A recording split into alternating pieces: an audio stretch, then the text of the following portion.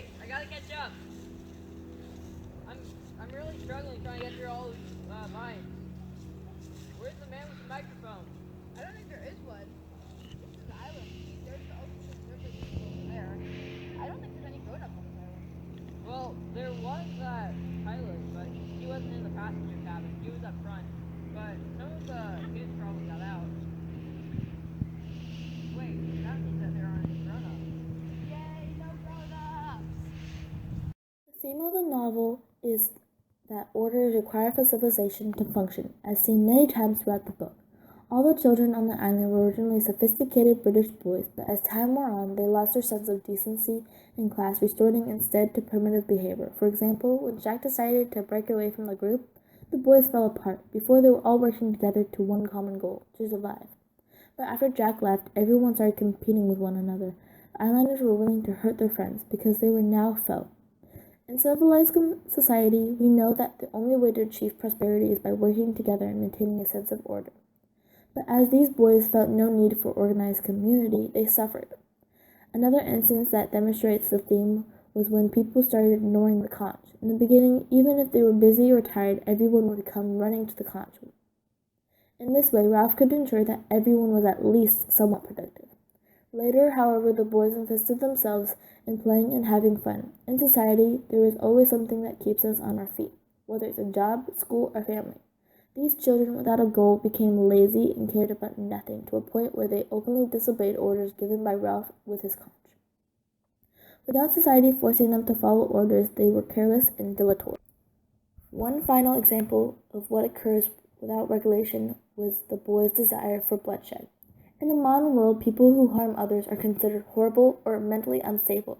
However, on the island, most of the boys had resorted to savagery or animalistic behavior. By being away from modern society, they didn't know how to behave, and with Jack's enabling, they turned to their animalistic, primitive nature. Being away from what expected in a community for so long did not help. They turned to songs about tearing innocent animals apart and murdering a boy in play. If they were still living in England, these terrible ideas would be considered unacceptable, and no one would even dream about doing anything like that. In conclusion, to maintain a sense of stability, order is required. So, that pilot, he probably flew off after he dropped us here. He'll be back, alright? Are you sure about that? Because when we were coming down, I looked out of the window, and the other part of the plane, there were flames coming out of it. The cabin. What was it? Like, where'd it go? It got washed out to sea. There were probably still some kids in it.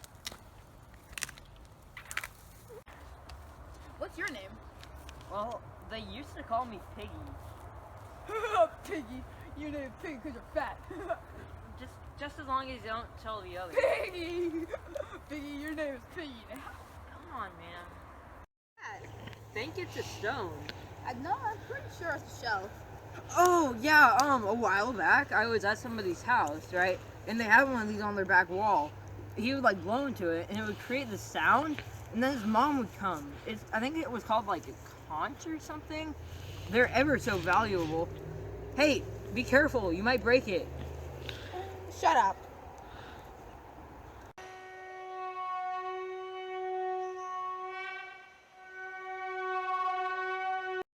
We are on an uninhabited island with no other people on it. Need an army for hunting pigs.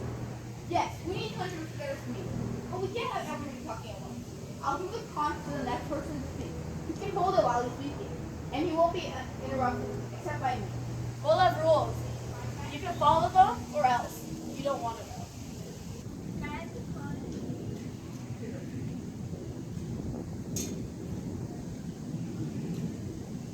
He wants to know what you're going to do about the snake thing. He doesn't want it to be sneaky.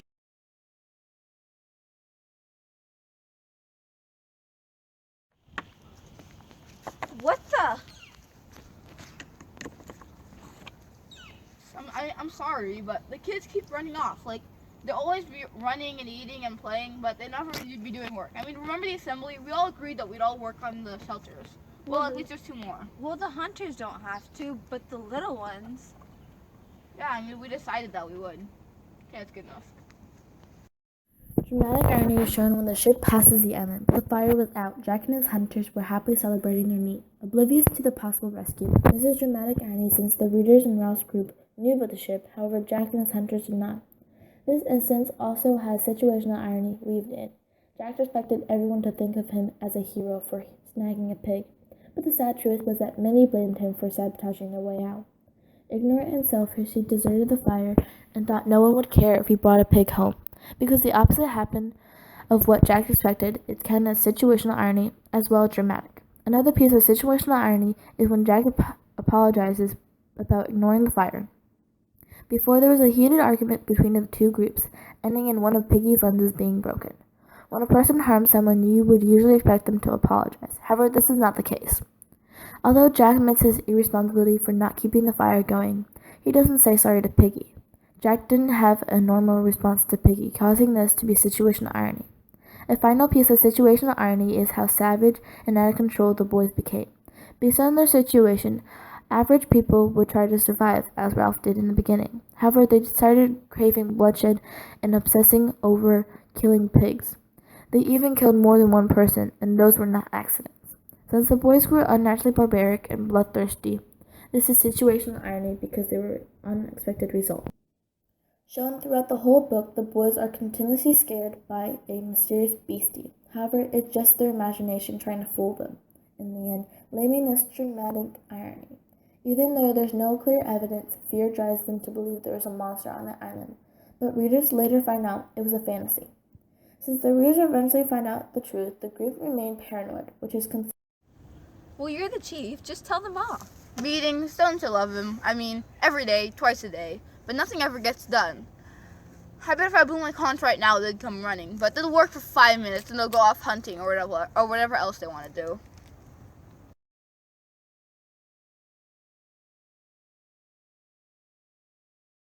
Smoke, smoke! Ralph, where's the ship? You'll see our smoke, right? There's not that much.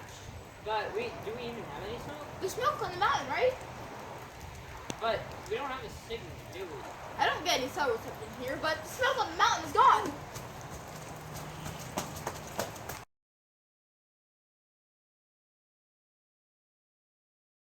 You still should have kept the fire going.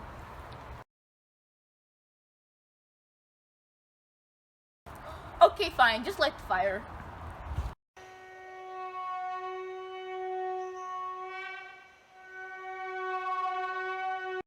We need an assembly. Not for fun or laughing or falling off logs. We decide things, but they don't get done. We were gonna have water brought in from the stream in Coconut Park, but now those shells are dry. People are drinking from the river.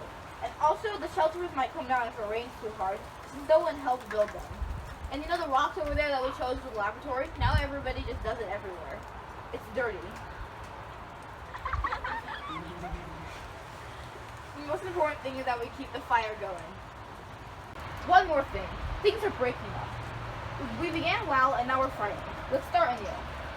So this meeting is all because the little one's talking about a little beast. Where did this come from? There is no animal. Who said anything about an animal? I've been all over this island, and trust me, there's no beast. If there was, I would have seen it. Shut up! There is no beast. End of story. Last night I had a horrid dream. I woke up and then I saw something moving in the trees. Something big and horrid. That was a nightmare. You were probably just sleepwalking. I was asleep and then I woke up and I saw something big in the trees. Fire is out. We'll go light it. Don't use all the matches up. Well, let's warm up. So am I. Besides, it's getting dark outside.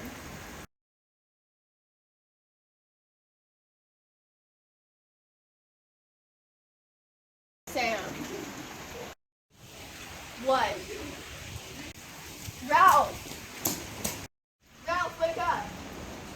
What's the matter? We saw the beast. Hurry, go call an assembly.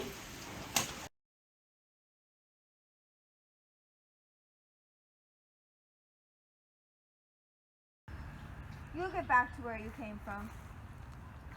I mean, the ocean's so big, like, Well, all the same, you'll get back all right. I mean, I think so anyway. got a ship in your pocket? No. How do you know then? You're crazy. No, I'm not. I just think I'll get back all right. I called the assembly first because we saw the beast.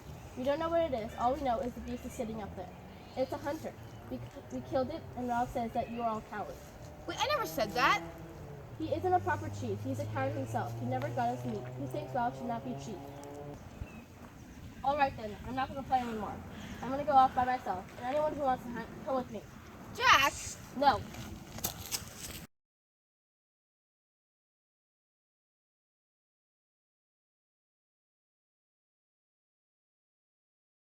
You're just a silly little boy. Just a silly, ignorant little boy. Don't you agree? Well then, you better run off and play with the others. They think you are batty. You don't want Ralph to think you are batty, do you? You like Ralph, don't you? And Piggy, and Jack. What are you doing out here all alone? Aren't you afraid of me? No, you're just a pig's head on a stick. Fancy thinking the beast was something you could hunt and kill. You knew, didn't you? I'm a part of you. Close, close, close. I'm the reason why things are the way around here. This is ridiculous. This has gone far enough. My poor misguided child. Do you think you know better than I do? I'm warning you. I am going to get very angry. You are not wanted. We are going to have fun on this island. See? In this book, everybody is motivated by survival. For example, Ralph forced people to build a fire so they can get off the island and ultimately survive. His want to get off the island and survive motivated him to try to signal ships to get off the island. Another example is when he persuaded people to build shelters. He could have just given up and let everybody fend for themselves, but instead he built shelters, a necessary thing to survive. Jack, on the other hand, was motivated by wanting to survive on the island, not off of it.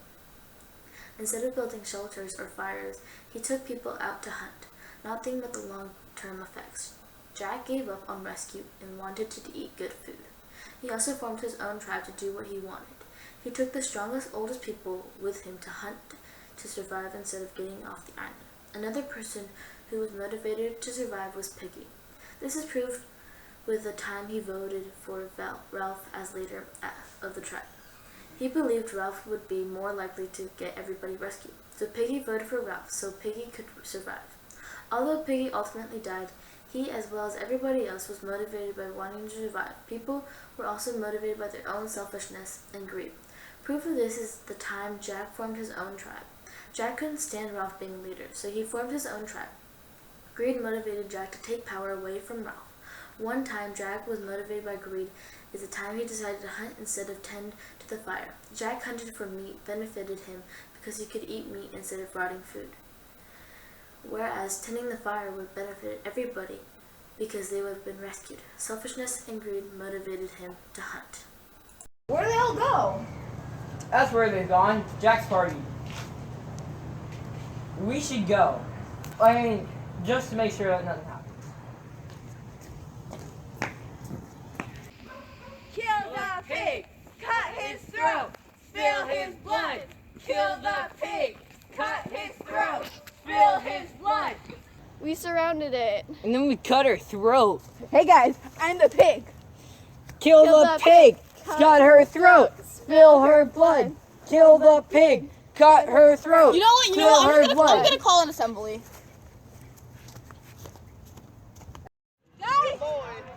Guys, I figured out the monster!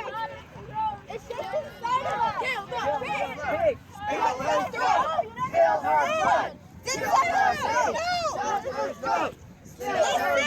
I'm not the monster! Cut her throat! Listen! Kill the pig!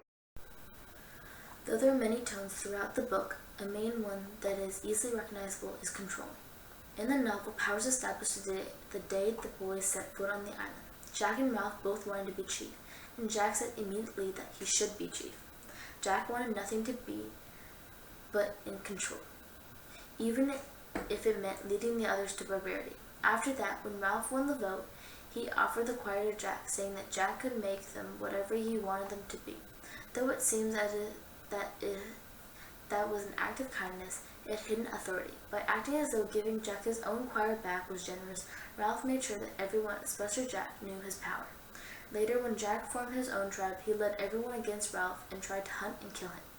Even Sam and Eric, who tried to stay with Ralph until the very end, were forced to participate in the slaughter, all because of Jack. He used fear and his dominance to bend others' will for his own purpose. Lastly, the most importantly, they were all controlled by the beast, or more specifically, fear of the beast. No matter how they were enjoying themselves, the beast was always prominent in their minds. This is why mainly drew Jack to madness and killing. He was so focused on slaughtering the beast that murder became part of his life. Another major tone is desperate. Throughout the novel, every single act seemed to be frantic and hurried. For example, when Sam and Eric see the beast and rush to go tell Ralph about the beast, Ralph decided to go on an expedition to find and hunt it. Instead of thinking how to rationally solve the problem, he decided to go on an adventure. He had never seen the beast before. This would eventually lead them to their own despair, not wanting to see it, but trying to act brave at the same time. Another instance was when Simon started visiting the pig's head in order to figure who or what the beast really was. He resorted to incredibly primitive methods in order to figure out the imaginary predator's identity. In modern society, many people believe have idolatry, and this type of worship is often compared primitive. In desperation, people often look to guidance and higher power. In addition, when Ralph was trying to create a fire for the first time, all the boys kept on adding more and more branches in order to create a large flame. However, they did not think this through. They used a huge amount of firewood so they would have to conserve their resources if they wanted to make a fire in the future. They also burned up the island in the process and lost a lot of their firewood and food as well. If they had just thought through what they were doing, they probably wouldn't have struggled through limited resources. In conclusion, though the author seemed to have many tones throughout the novel, those were the most easily identifiable ones are controlling and desperate. No, it's all Jack's fault that we missed the ship. And now he stole our fire too. I'm not strong and I have asthma, but I'm gonna go up to him and I'm gonna demand that I get my glasses back. You know what I'll do, people? Hey, no, don't say that. We're gonna go to him and we're gonna demand the glasses back. Here, you hear this punch. Okay.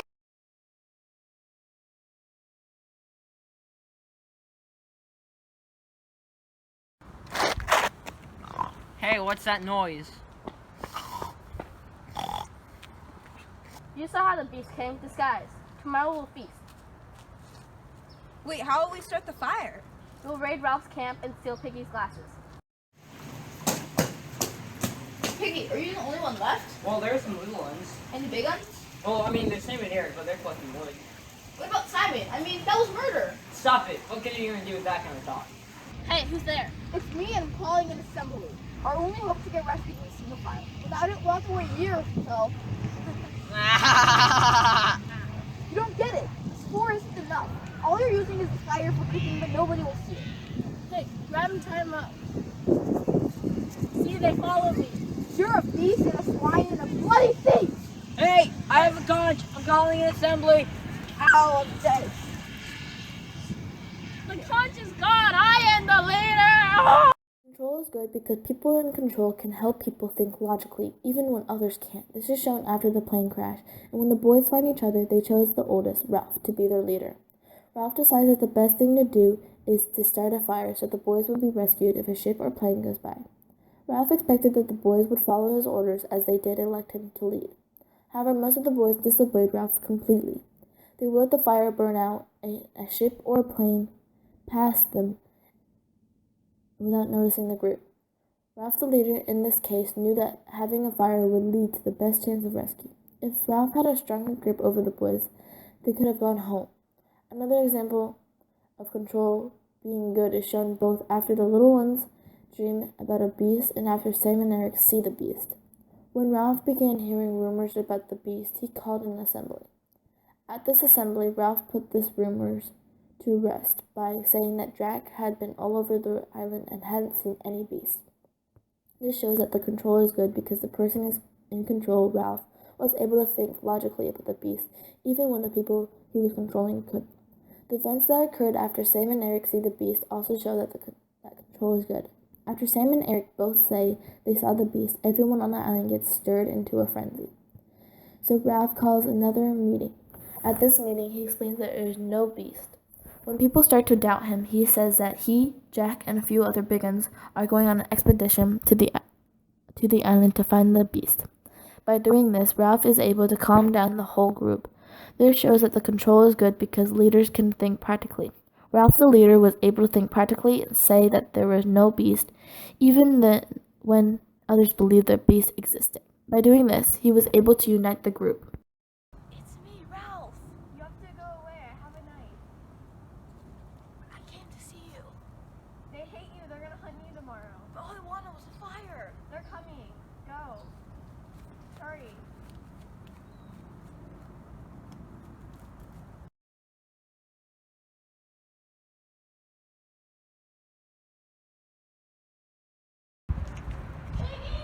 He's over there.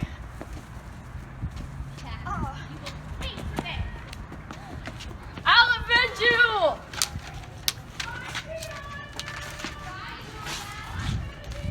Wait, look, there's a ship.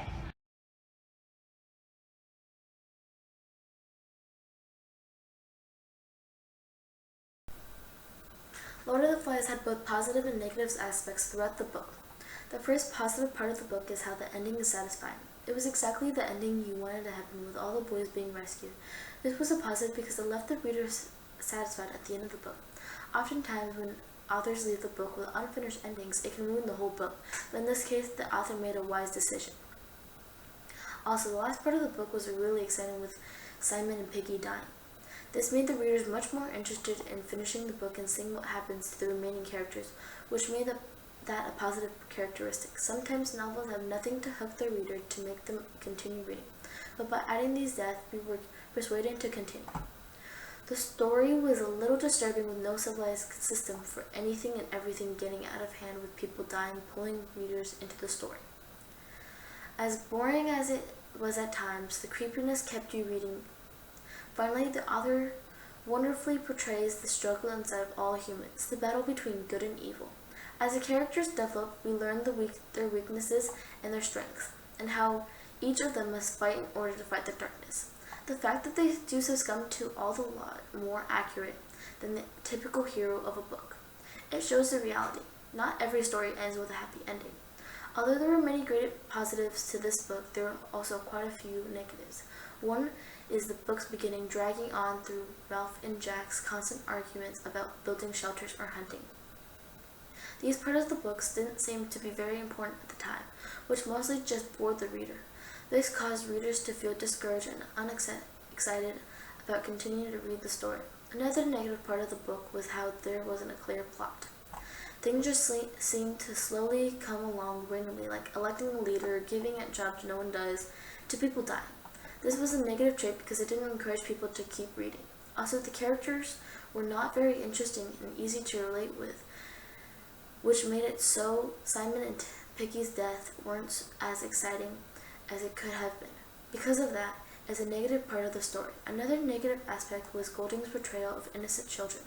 These boys had never known cruelty before, as they were sophisticated British boys, and it's difficult to believe that anyone could have behaved the way after just a few months on the island. We believe that it is inaccurate for young boys untamed by the horrors of the world to succumb to such darkness.